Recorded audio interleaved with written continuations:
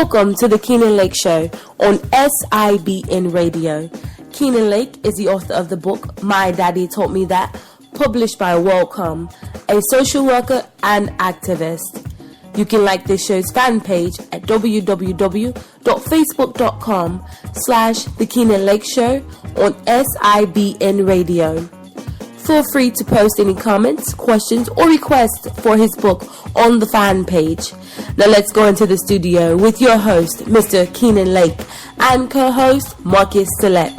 Ladies and gentlemen, thank you so much for joining us right here on SIBN Radio for the Keenan Lake Show. And you're in for a treat again today. Mr. Keenan Lake, how are you doing today? Coach, I am doing wonderful today, We're going to have a lovely show lined up for the audience today. In fact, I am so excited about today's show. I have a panel of guests today that are going to really help me bring to light the topic. And the topic that we're discussing today, Coach, is basically the hood and the ghetto mentality and how that affects our families and our youth.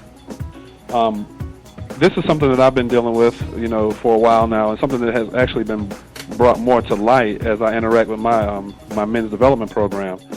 So, I would love to first and foremost, before we get started, to introduce our guest today. And we have a couple of older guests who are going to be joining us. We have Mr. Tyson Bates. He's been a guest on the show in past. Tyson Bates resides in Charlotte, North Carolina.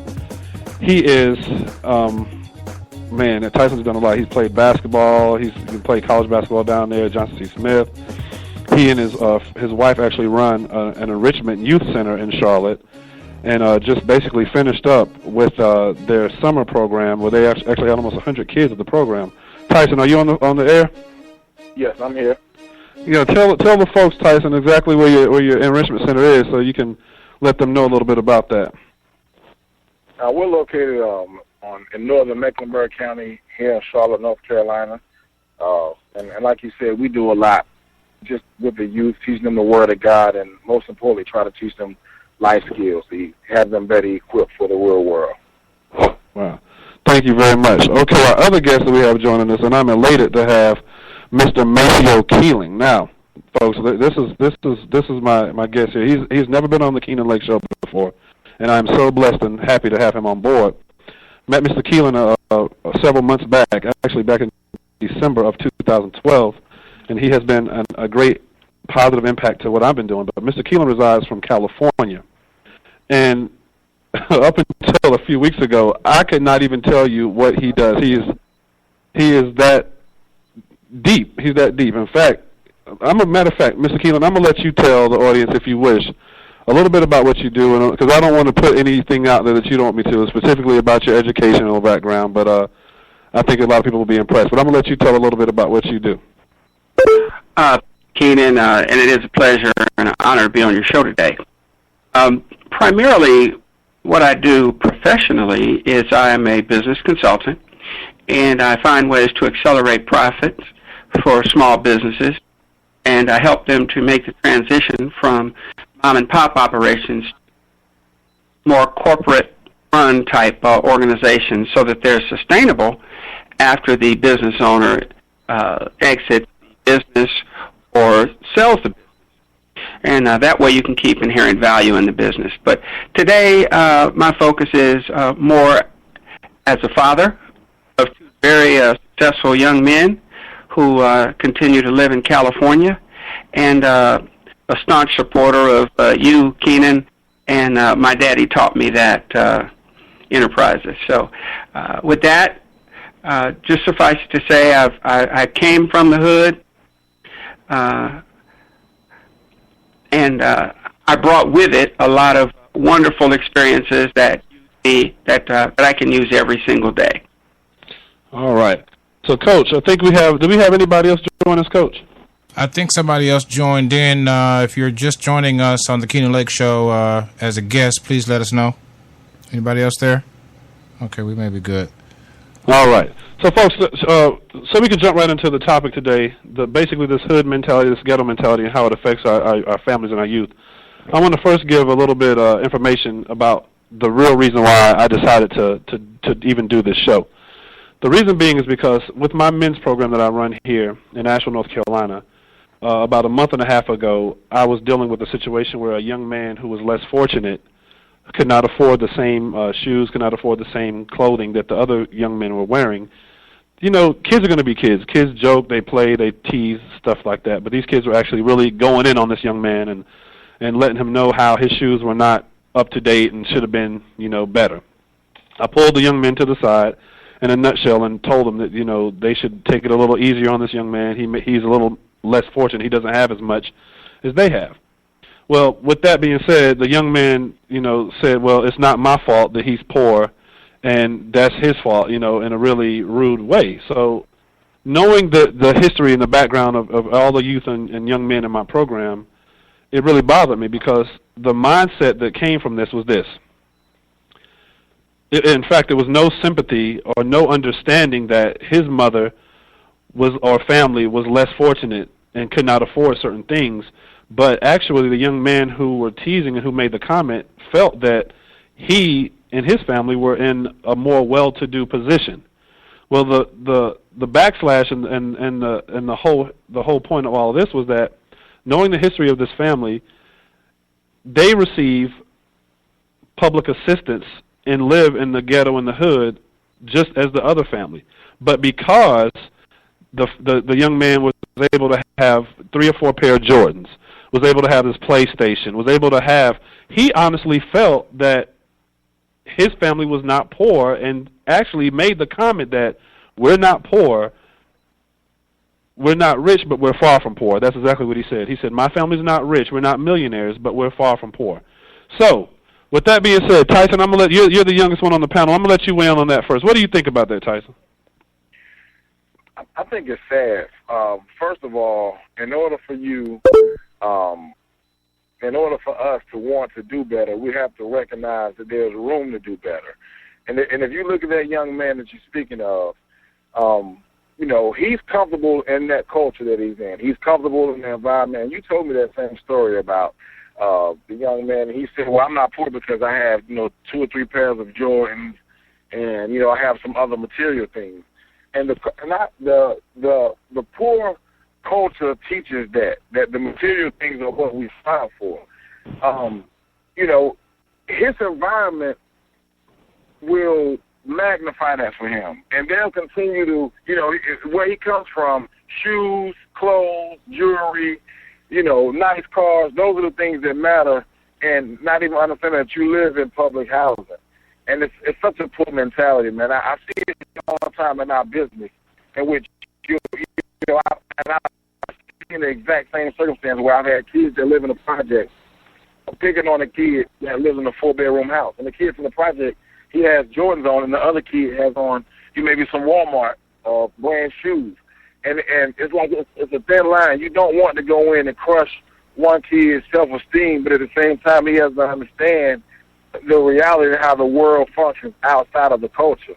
And that young man that you're speaking about, he has no idea that there's another world that functions outside of the project that he lives in. All right. Thank you, Tyson. Mr. Keelan, you want to weigh in on that as well? Sure. I think Mr. Tyson, thank you for your comment, sir. I think the comment that he made about a culture outside of where he is the critical thing. Now, we can talk about all day what happens in the environment, and we can talk about how that's perpetuated.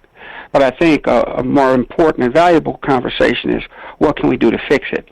And there have been several models that have been established for us that can answer that question specifically.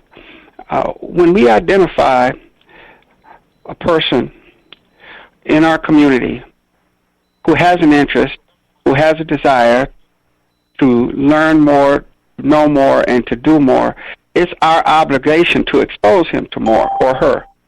And the way we do that is exactly what you're doing, Keenan, and that's take them out of the environment and show them an appetizer in a real sense of the word. Help them develop a hunger for something more and something different.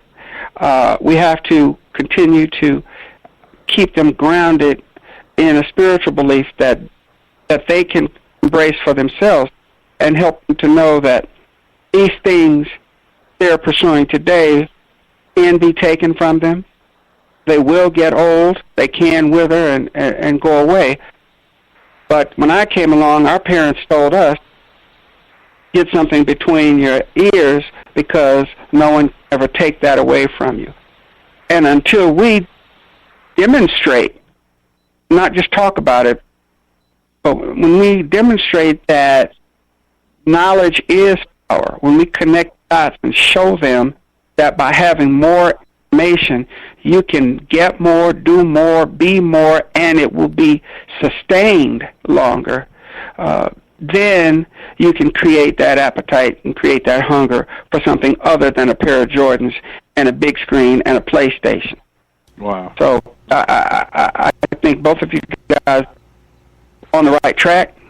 I think Edison has really hit upon the core challenge, and that is to get them out environment that supports that and show them something different. Wow. Coach, you want to weigh in on a little bit of this as well? Very well said. I mean, not much to add. I kind of think that we've gotten into the process of exchanging gifts in replace for nourishment, and I don't know how that will affect positive change. Essentially, we have become more materialistic because the rise, particularly of the minority family, with opportunities, education, and on.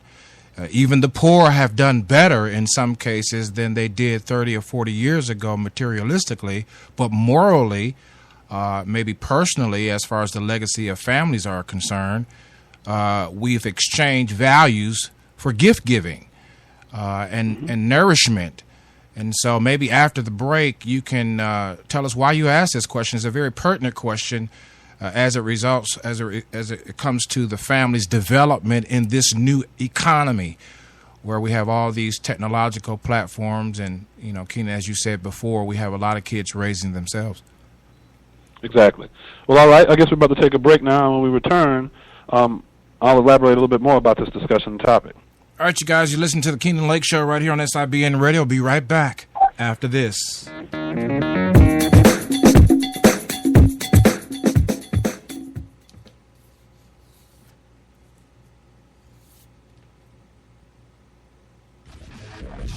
You're listening to SIBN Radio, powered by Select USA TV. Tune in 24/7 at www.415-96radio.com.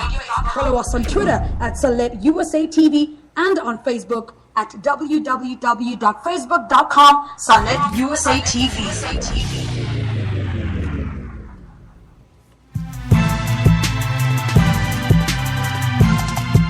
Responsible, accountable.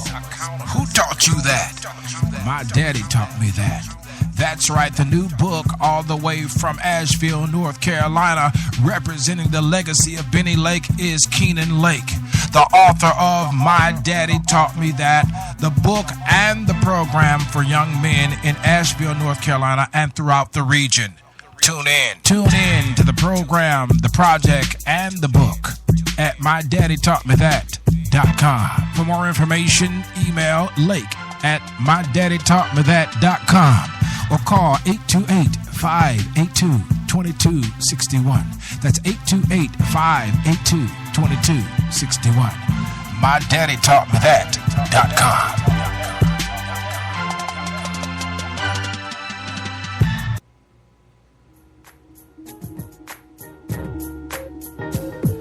Ustedes están escuchando SIBN, transmitido por Select USA TV. Síganos en Twitter @SelectUSATV o visítenos en www.41596radio.com. All right, we're back here live with Keenan Lake and special guests on SIBN Radio. Keenan, today we're talking about the hood mentality and how it affects families. You were saying before the break. Exactly, Coach. So listen, I actually we had some feedback from both Mr. Maceo Keeling and Mr. Tyson Bates about this discussion we're having. But listen, folks, and guys who are on the show, the reason that I asked this and gave that example of the first question was because I truly feel, and I think that you were right on, Mr. Keeling, about what you said. But however, I feel like these kids don't know, and Tyson, you mentioned this too, they're pretty much, like you said, a product of their environment. But what I think is more important is our families. Like, if our families don't understand that we are in this economical crunch and that we're not living, because we see this too, and I'm kind of getting off on a tangent, but we see this. We see that cycle that kind of perpetuates itself and continues to go forward. So you see, instead of families trying to grow and move beyond their means, and I think that you said a little bit of this too earlier, Mr. Keelan, but it's like they live in this cycle where it's starting to become okay. So instead of trying to make plans to remove yourself from the hood or get out of that situation, it's like, well, now I'll just dress it up. So instead of me putting means to move and do better, I'll have a 50, 60-inch screen TV, or I'll have a Mercedes with wheels on it outside in front of the home. But with that being said, it's like if the family doesn't know and the parents and the care providers don't know, how can we expect any different from our youth? Keenan, this is Maceo Keeling. Here, let me clarify my position a little bit. When I talk about take them out of that environment, I came from Nick Gardens, which is a housing project in South Central L.A. And one of the things that I remember and that I learned is that we were a community. And what I'm referring to when I say take them out of that environment, the ignorance is like poison ivy. If you walk through it, if you hang around it, you're going to start itching. It's going to get on you. Okay? And as you become infected, then all you can do is either try to treat it or put something on it. But it doesn't really go away. Okay, so when I say take them out of the environment, I'm talking about show them something like you've done with your boys. Take them out of Asheville. Take them to Charlotte. Let them see professional games. Let them see museums. Let them go see aquariums. Let them see something that will stimulate an appetite for something other than Jordans and big screen televisions and PlayStations. And so it's not a physical move or an exodus from the hood, because that's where we need the most help. The liberation of their mind. Their minds are incarcerated. And it isn't just our African-American youth and our Latino youth. When you look at the culture of mainstream America, this entire debt crisis is just a larger picture of living beyond your means, being caught up in a materialistic mind without thinking about legacy, without thinking about leaving an inheritance for those who will come after you. And until we demonstrate the value by doing it ourselves, returning to our homes as men, spiritual leaders, and leaders and protectors for our families, this is going to be something that continues in our community. And we were slow to catch on. We'll be slow to come out of it. Man, that was good. I like the Kenan. I like what he said about, and I want him to expound on that, about incarcerated minds. That is a very great phrase going forward to catalog a lot of what's going on in neighborhoods in general. But talk a little bit more about that, Maceo. Okay. Well, my father used to tell me, it's interesting how, and this is a great illustration, my father, who is 77 years old, to this day talks about a gentleman who he knew as a child, and his name was Mr. Longgoody. And Mr. Longgoody has been long since passed, nearly 60 years since he's passed away. But he left a thought in my father's mind, and he said, if you don't know much, you can't do much. Good. Wow. And that stuck with my father, and that gave him food for thought, and he has shared it with me. I've shared it with my sons, and now I'm sharing it with you. If all you know is PlayStation, Air Jordans, and big screen TVs, then you can't do much more than that. But in order to have your mind, an incarcerated mind, liberated, you've got to take the shackles off. And some real practical ways to do that is limit the PlayStation, limit television time. You know, children in America look at 29 hours of television per week on average. That's a part-time job. That's almost a full-time job. Okay. Okay? And if we spent half of that time doing something that interests us,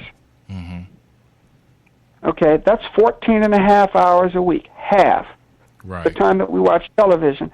That's 2 hours and 5 minutes per day pursuing something that interests us, and we could become, as Martin Luther King asked us to be, the best in class. We could be best at whatever that is that ignites our interest for 2.5 hours a day, and we can't be touched, and no one can take that away from us.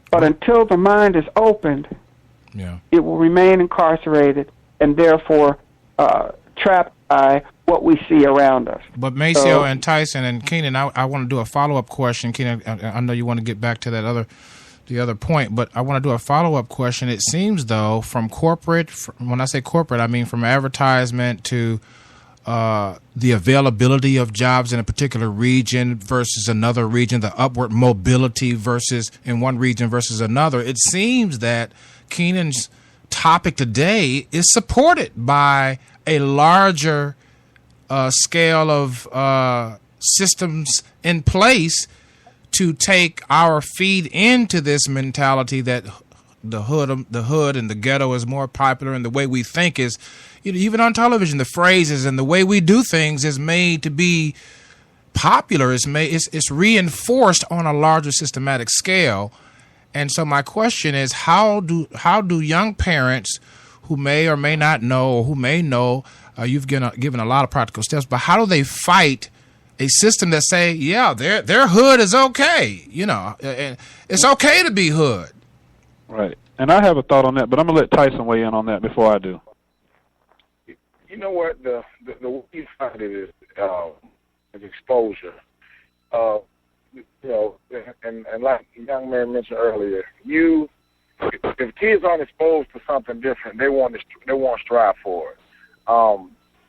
You know, and there's a little bit of a generational gap as well. I'm only 33 years old, but even when I came through as a kid, the rec center, the youth program, it was much more hands-on.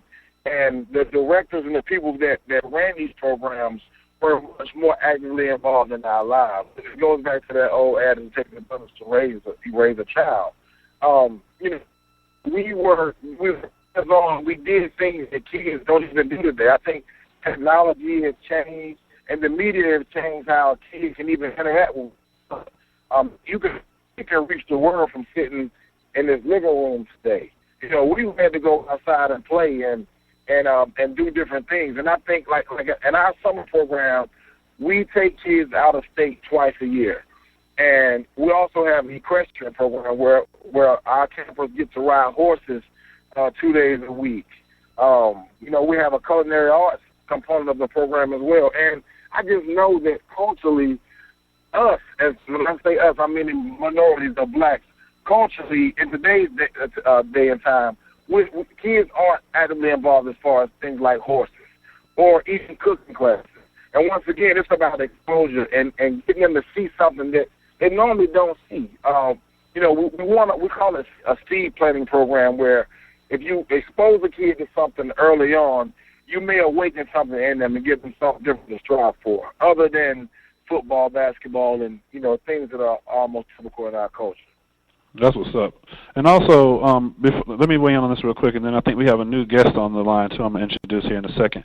But to answer your question, Coach, excuse me, also, you know, I think that when you talk about, you know, they want to make it like the lingo, the language, you know, my hood is cool. Well, I think that's applied as well, too, for funding. I mean, or purchasing and marketing and making it available, or making it, you know, that whole cool mentality to say, okay, you know what? Because we all know, first and foremost, that the African American community, we spend more money than any other race in this country. Okay, so if we can make it cool to, or cool to have Jordans, or we make it cool to have the latest this or the latest that, then that's a way to create revenues for the powers to be to make more money. At least that's just from my standpoint. With that, Coach, let me introduce Mr. Joe Green. Are you on the line? He might have came in and went back out. He might have came in and came back out. I thought he actually texted me and said he was on the line, but he may have tuned out, and I'll get him back on the line. Well, but yeah, Coach, back to what I was saying. I think that, just like I said, from my opinion, when you have that, those powers that be saying, okay, you know what, it's cool to live in the hood, or it's cool to do this, or this lingo is cool. That's another way to introduce funding. And just like I tell all my young men all the time, when you see the rappers and the celebrities wearing this style of clothing, or wearing their clothing a certain way, they don't pay for that stuff. They get paid to do that because they know that if, for example, a famous rap star has on a certain brand, then that trickle effect is going to bring more revenue than any other way they can get it. You see what I'm saying? Keenan, this is Maceo again. I think the fundamental thing that we need to look at the root of all of these ills in our nation is that there's a deficit, a shortage of imagination. There's a shortage of critical thinking. Yes. And there's an inability to think for ourselves. There was a time when I guess probably every person on this radio had a toy that they took apart. And they took it apart because they wanted to know how it works. Yes, sir. And we live in a nation now that does everything that we can possibly do to keep us from asking the question, how does it work? How do I get it? Where did it come from? Why is it like that? Who, what, when, where, how, and why. When we stop asking those questions as a nation, then we begin to sell our imagination, and we buy someone else's.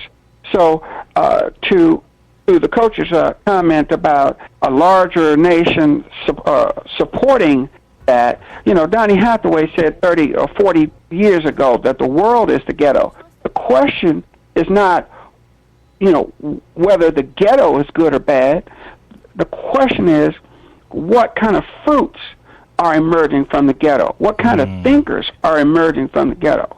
What kind of questions are we asking of ourselves and each other to hold us accountable for a higher standard than the Jordans? And if we don't ask for something better from our children, then we are giving them permission to buy in to into their own incarceration. That's some good stuff, Maceo. But one thing that I like about what you brought to the table earlier, and we talk about this on the show all the time before we go to break, is that the practicality of those that may be listening is very simple. If you are on public transportation, if you are driving in your car, make a commitment on a daily, weekly, monthly basis to take your child outside the hood. Absolutely. Move your child to an environment that is totally unfamiliar, but that will suggest to him that there is more to life than what he or she believes, according to his or her boys. We got to go to a break, guys. We'll be right back in just a minute. Thanks.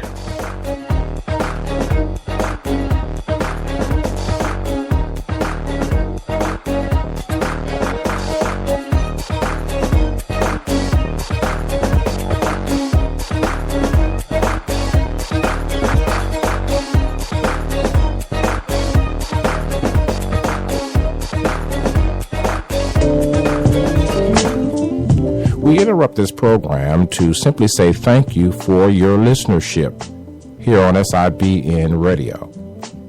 We do not take what you're giving to us for granted. By all means, we invite you to be a part of our family in a deeper way. You can visit our websites, www.sibntelevision.com. You'll see a community page at the top there, and you can join free of charge with your email and share your thoughts, pictures, and so much more right there on the site. And for those of you that would like to listen more regularly to our block programming, you can visit www.sibnradio-by-SelectUSATV.com. We're now looking for interns for the SIBN networks, and there is no shortage of work that needs to be done. Simply email us your bio or resume to globalcoverage@selectusatv.info. New programming is always a consideration here at the networks, and we invite you to share your ideas, concepts, or vision. As we move forward with a global multimedia platform, we expect great things. We now want to return you to your regularly scheduled program. And again, from our hearts to yours, thank you.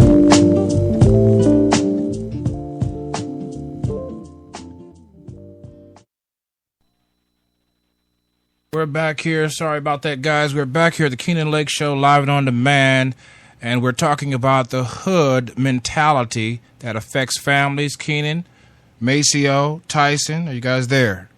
We are here. Coach, I wanted to change the directions a little bit, and I think this will be great for Tyson and Mr. Maceo Keeling. In fact, folks, and this will be great for all my single parents out there to kind of listen to this example that I'm about to give in case you encounter something like this, or in case you may have the same issues that arose with this young lady that I spoke to. This was about 3 weeks ago, and I spoke to a single mom. And a lot of times we hear, I've heard this, and I've actually said this myself, that our youth today are not being raised tough enough. Like they're spoiled. They're given the world. They don't have enough challenges to prepare them for the future, and things are kind of being handed to them as opposed. I think each generation wants to see their child do better or want to provide more. But I was thinking to a mom the other day, and she was telling me that she does so much for her son. Her son is 15 years old, okay, and she was telling me that she knows her son is spoiled. But the reason that she does so much for him is because his father is not in his life. So by her doing so much for him, that's kind of like her way of kind of making up for him having an absent dad. Mr. Keelan, I know you addressed this earlier when you talked about the men getting back in the home, and this is something that my daddy taught me that the movement is all about. As men, we have to be better providers, better care providers for our children and our families, better husbands to our wives, just better citizens all around. But, when you see this and when you hear this, this single mom basically saying, I know my child is spoiled. I spoil him rotten, and I do this because of X, Y, Z. Now, we all as men on this telephone, we know when you have young men in the home, what happens to a young man that could be spoiled at an early age and how that cycle can kind of also perpetuate itself to raising a man who ultimately becomes no good. I mean, I hate to say that, but how do you guys feel about that, and what words of wisdom would you have for our audience out there? You want to give it a shot, Tyson? Or, well, this is Maceo Keeling. I'll go after you. Oh, go ahead. I'll go after you. Go ahead, Maceo. Okay, well, I was just going to say simply, get back to the Word, get back to Scriptures, get back to whatever faith that you've come to embrace in your heart. I happen to be, Christian, and it works for me and my family, in my house. That's we serve the Lord. But Islam, Buddha, whatever you believe in, you root yourself in the Scriptures, because every revealed religion that I have studied, and I have studied a few, tells us things like spare not the rod of correction. It's things like if you love your child, you chasten them. It tells us things like, teach them how to fish. Don't just give them fish. And these are principles that are tried, tested, and proven through the ages across cultures, and they teach us how to sustain ourselves. So, to a mother that might feel as though that, she needs to compensate for an absent father or male who's not in the home, know that you're enabling a bad habit and perpetuating this. You need to show them what you are enduring on a day-to-day basis. When you get up and go to work, everybody has to get up and go to work. Not tolerate C's and D's in school because it's not tolerated on your job. Mm-hmm. You've got to perform at a level in order to get that paycheck, and that's the example that you need to highlight for your children, whether they be boys or girls, in the home.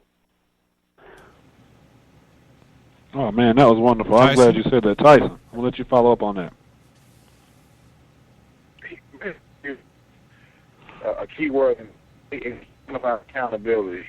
And, I see it all the time where you'll have a kid that they're lacking something, whether a parent's not there or a parent doesn't financially have everything they need. So they try to do everything possible. And it's tough because when everyone loves their children, so you want to put them in the best situation possible. You want to give them all that they want, but at the same time, it's about teaching life skills. If you look at, and Keenan and I talk about this all the time, there's so many homes that don't have fathers that are there, and I even deal with some homes where both parents are there, but the father is still absentee, and the kids aren't being taught accountability. Maceo just mentioned on the job, grade D and grade E type work is not acceptable. And what happens is a spoiled kid goes to the world unprepared for what the world has for them.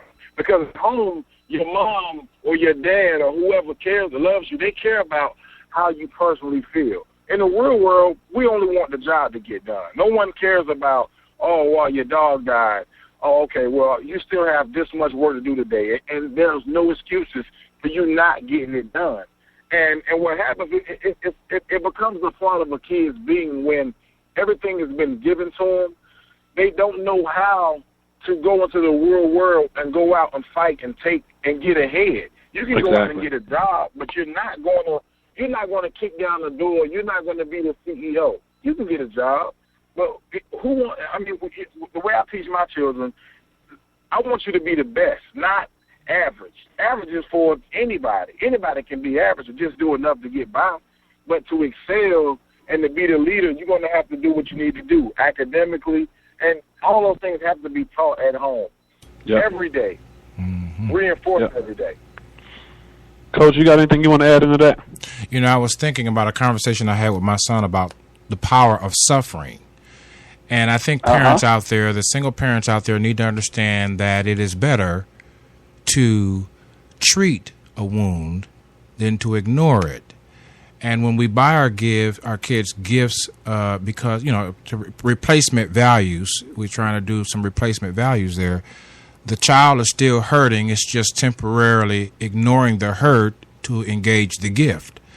And I remember talking to my son about the power of suffering because, all of us on the phone probably walked to school, walked home. All of us probably carried a lunch at some time. It was mandatory back when I was a kid. My mom said, no, I'm not going to pay for lunch because you can take a lunch. And so these seem like suffering ways to children today, going to bed on time. But the point that I'm saying is when you tell a child no that does not have a father, the child will sometimes make you feel guilty because you don't want that child to feel bad. But I want to encourage those that are listening that men, young men particularly, even girls, but men in particular need to understand the power of a suffrage. We do not enjoy what we have right now in life on our own account. Someone paved the way for us to have and to enjoy what we have. Someone suffered. Someone said no to something pleasurable so that we can enjoy a yes to that same pleasure. And so I want to encourage those people that may be listening, particularly single parents, Your child's going to feel bad either way. The question is, do you want to make an investment to treat the wound and have them feel bad temporarily but yet bounce back strong? Or do you want to ignore the wound and the child grows up and now everyone will know, from the break-ins, from murders, from rapes, whatever the crimes are committed, everyone will know that child's wound from an absent parent, father or mother, was never treated. Wow. That was kind of deep. Let me just weigh in briefly, Keenan. This Maceo again. Coach, I had a similar conversation with my son, and I told him, if we're fortunate enough to live 75 years, the first 10 years of our lives, we really don't get to do anything we want to do because our parents tell us what. Right. And we have some control between the age of 10 and 20 to get an education, to develop our minds, to make the sacrifice, to make the suffrage, to take that medicine. Mm-hmm. Because I remember, we used to take cod liver oil, a tablespoon a day, and it tastes terrible. Yes, sir. Okay? I know what that's My mother about. made it every day, fish oil, cod liver oil, but I don't have ailments. We don't have those illnesses that we see today. And by sacrificing for the first 5 years to a master's degree, or, in fact, let me spin the conversation. We don't want to work at McDonald's, but I know 4 people who started in McDonald's flipping hamburgers. Mm-hmm. One, 12 years later, he owned a restaurant. Mm-hmm. Another one, 16 years later, he owned a restaurant. Mm-hmm. And the other one, 19 years later, owned a restaurant. Mm-hmm. And I'm talking about a McDonald's. Mm-hmm. So we don't want to give the impression that you have to go to college to be successful. Right. You need to identify what you like to do, commit to it, sacrifice for it, and if you want something bad enough, you'll get it. Mm-hmm. Okay? And so, the sacrifice is not a lifelong sacrifice. It's for a time. Mm-hmm. Like the word tells us, you sow, you have to turn over the soil. You dig it up. It's hard work. You put the seed in. Mm-hmm. You have to water it. All that hard work. But the day will come when you will reap and enjoy the fruits of that sacrifice. Very good. That's good. All right, folks, we're about to start to wrap this thing up here in the next few minutes. So before we start to do that, what I want to talk about this, we had some great dialect. We've had some great information that has been given today. But I know we have a few listeners out there who really want to know and kind of get into what I want to call the primary point of that hood mentality. And what I mean by that, and this is for Tyson and this is for Maceo and for you as well, Coach. What I mean by the hood mentality, and we talked about that throughout the show, but and I know, as I said, a couple of our listeners are probably like, this is what I want to know about.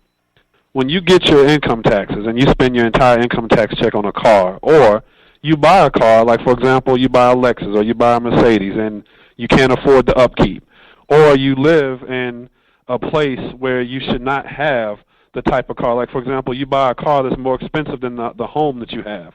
This is what I mean by that hood mentality, and this is what we see throughout that's been plaguing. And like, for example, give you guys a quick example out there. For those who don't live in North Carolina, we have a tournament here called the CIAA tournament. It's actually the second biggest black event outside of the Bayou Classic. It's a basketball tournament for HBCU colleges, okay? For example, Shaw University, Winston-Salem State, Johnson C. Smith, North Carolina Central used to be a part of this. But anyway, this is the CIAA conference that takes place in Charlotte every year. What's been going on as of late, what you'll have going on as of late is this. You'll have people who will come from all over the country to rent out clubs and rent out places. In fact, Tyson, you can contest this just as well as I can. In fact, Tyson was actually telling me about how one of the clubs they rented out, just the park was $200 a park. And then to get in it was another $150. So this is what's happening, and people target these things. But what you see is happening is this too. You have mothers and fathers and families who get their income taxes and go and blow $5,000 just to go to the CIAA, get back home and don't have anything to account for or anything to justify, and then they're broke for the rest of the several months trying to get caught up. So, anybody want to jump in on that? I would like for Tyson to speak to that because he's working directly with kids a lot.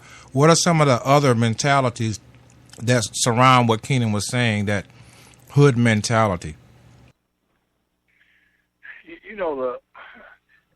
This goes to another component when we speaking of the hood mentality. One thing that we're not taught in our culture is money management. Like previously stated, we do focus on the material things and not things that have longevity. My wife and I, we've started a habit that anytime we spend really $50 or more, and it's not on a bill or some groceries, we always ask the question, is this going to help us progress? And in order for us to get better, that's what we talk about every day now is progression. Are we getting better? So when I go and buy this, is it going to help me? Just think if most people took time before they even spend their money to ask that same question to themselves. Is it going to make me better before I purchase this item?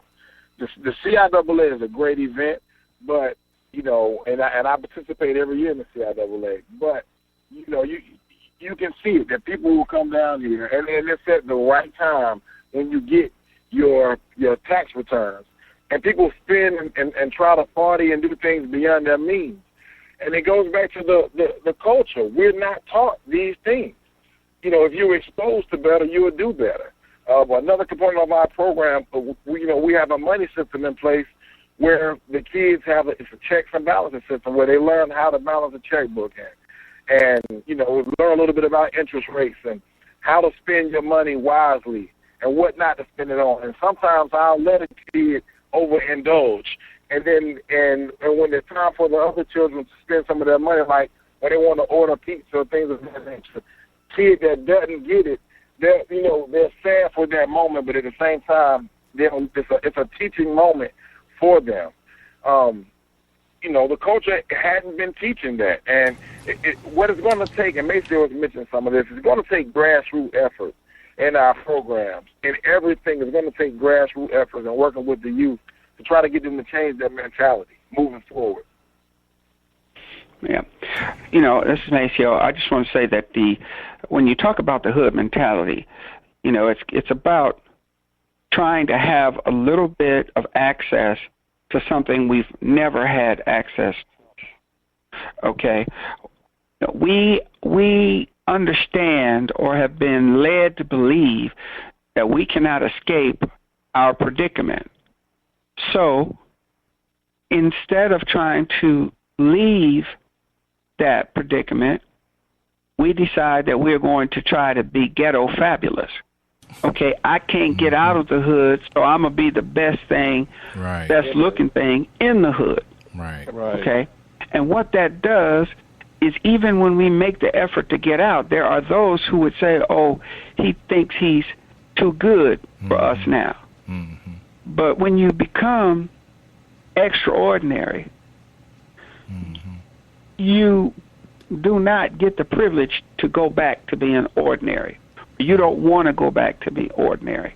And so, when you talk about the hood mentality and being ghetto fabulous, it's really just an effort to have a little bit of that which we believe we wouldn't be able to get any other way. And instead of making a sacrifice, to get something sustainable tomorrow, we do it right now. And quite frankly, as we look around the country and we look at people who do go to college and can't get jobs, we're getting shown that we can't really be very optimistic about the prospects if we do it the right way. Okay? So, you have children today who say, why should I do that? My cousin went to college and she can't get a job. Okay? But again, what I taught my children and what I think we are required to teach our children is to not look beyond ourselves for our next meal. Okay? That's good. To create income, to create jobs, not look for a job, but to create a job. Not look for someone to take care of us, but to be self-sustaining. And there's some specific ways that we can do that. That would be Keenan, just a side note, that would be a great show for those who may want to take some notes and get their kids inaugurated into those kinds of thoughts, what Macy is talking about as far as income and finances. That would be a great show going forward. You know what I mean?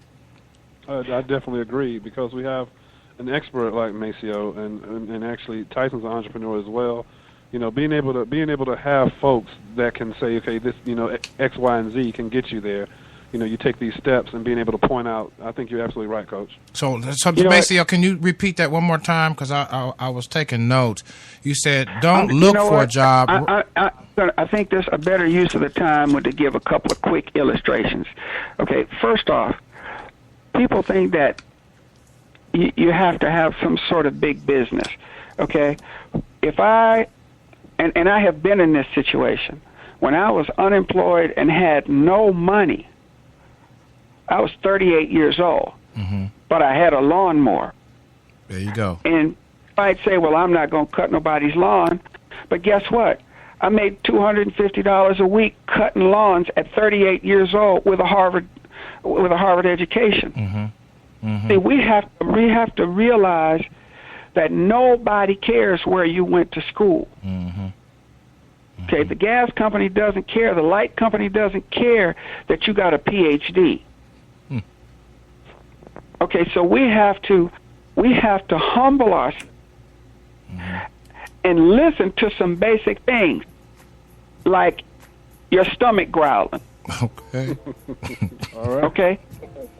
Now, you're not too proud to steal when your stomach is growling. You can't be too proud to work and get your hands dirty. If you live in a place where, like Utah or Colorado, and you don't have a job, knock on a door with your snow shovel and say, I'll shovel your driveway. That's self-employment. Yes, sir. If you live in Asheville, North Carolina, and we got all this rain, and you see somebody with flower bed that's got weeds all grown up, knock on the door, sit and ask, can I pull your weeds? That's self-employment. Very well said. You know, if you want to sell Amway or Avon or Herbalife, that's self-employment. And there's nothing stopping you from moving forward except yourself. All right, we're going to take this last commercial. This is what I taught my children. We're going to take this last commercial break and come back with those final thoughts. Maceo, you on the road now. You're hot now. The kitchen is burning up. Call the fire department. The alarm is going off. All right. You guys stand by. You're listening to the Keenan Lake Show on SIBN Radio. We'll be back.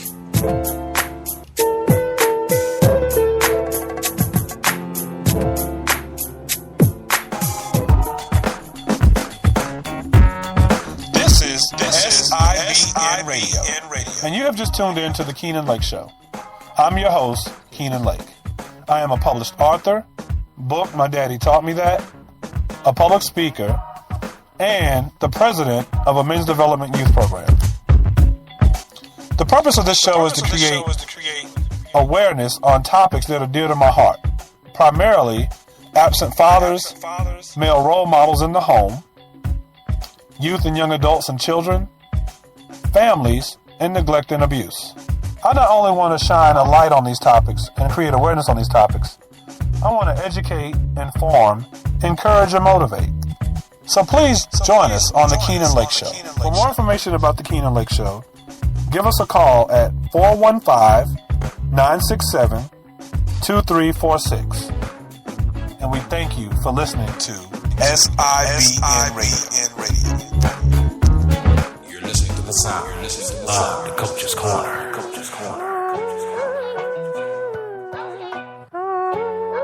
Ready. set, go.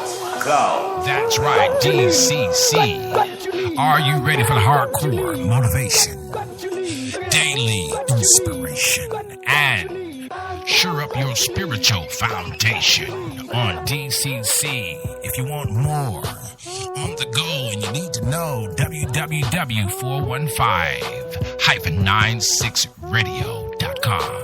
Join us there as we cheer you on to the finish line of life. This is not your mama's show. This show is for the new generation of those young men and women who know and realize that I've done enough foolish things, I've made enough mistakes, and now it is my time to accept the philosophy of DCC. And that is I am the common denominator to every situation. Join me at www.415-96radio.com. That's www.415-96radio.com. And follow me on Twitter. You're listening to the sound of the Coach's Corner. All right, you guys, we're back here wrapping things up. Mentality, the hood mentality effects on families in America, particularly those in the brackets of upward mobility, needing to come up. Keenan Lake, Maceo, all the way from what city is that, Maceo? I'm actually in Asheville today. I'm from Los Angeles, California. Yes, sir. And then the Honorable Tyson. The basketball star. No, just kidding. Hey, don't give him that credit. He'll start talking noise. It won't never stop him hearing that. Yeah, he'll say, Keenan, you heard it. Keenan not going to acknowledge how great you are, Tyson, in basketball. I don't know what that's about, but man. He has a long history. All right, Keenan, final thoughts. You got 3 minutes. All right, Coach. Well, listen, first of all, I want to thank my guests for being on the show. I think that for the listeners out there, you've been actually blessed with the wealth of information. Tyson Bates, Mr. Maceo Keeling. If you folks, first of all, I'm going to go with you, Tyson. Do you have any final thoughts that you want to say before we wrap it up? No, I'm just glad to be able to be a part of this, and like Coach always says, I mean, it starts with dialogue, and I think a lot of good ideas and stuff have been put into place. I would like to see us try to do something more in an effort to get something done, in regards to this topic, because it won't go away. So. Exactly. All right, Maceo, your turn. You got any final thoughts? Free your mind, and the rest will follow. All right. Well, listen, again, we want to thank you for joining another episode of the Keenan Lake Show. My information is this. You can reach me on Facebook at the Keenan Lake Show on SIBN Radio. I also have a Keenan Lake profile as well, so you can check that out on Facebook. My Twitter is the KL Show, and always the website is www.mydaddytaughtmethat.com. And finally, my phone number is area code 828-582-2261. All right, it's been a great show, guys. Thank you so very much to all of our guests. Those of you that are listening, Keenan, tell them how they can follow you there on Twitter one more time, and then give them that email in case there is a single parent out there, or even a parent for that matter, or a concerned citizen who has questions about how to resolve some of the ills, as Maceo said, in their community regarding the youngins, as they used to say back in the day. You know I'm old if I say youngins, right? All right, Coach. Again, that website is mydaddytaughtmethat.com. The Twitter is the KL Show. Facebook, the Keenan Lake Show on SIBN Radio, and also Keenan Lake on Facebook as well. All right, that's a wrap. You guys stand by. Thank you so much, you guys. Any questions that you have, don't forget to email Keenan at mydaddytaughtmethat, at Lake at mydaddytaughtmethat.com.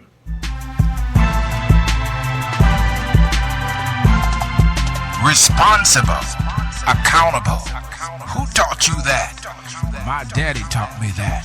That's right, the new book, all the way from Asheville, North Carolina, representing the legacy of Benny Lake, is Keenan Lake, the author of My Daddy Taught Me That, the book and the program for young men in Asheville, North Carolina, and throughout the region. Tune in to the program, the project, and the book. at mydaddytaught.me.com. For more information, email lake@mydaddytaught.me.com or call 828-582-2261. That's 828-582-2261. mydaddytaughtmethat.com.